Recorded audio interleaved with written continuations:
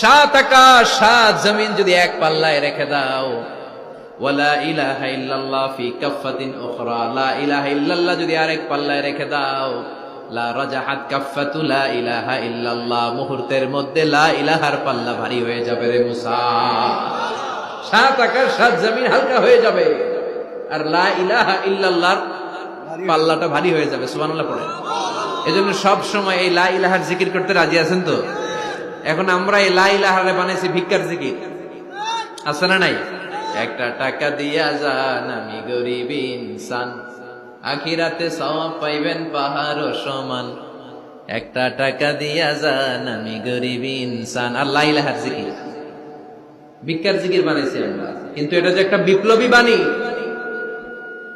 এটা যে একটা সংগ্রামী বাণী, এই বাণী যে মেনে নেয় সে আল্লাহ ছাড়া কারো সামনে মাথা নত করতে পারে না। চিল্লায় বলেন ঠিক কিনা?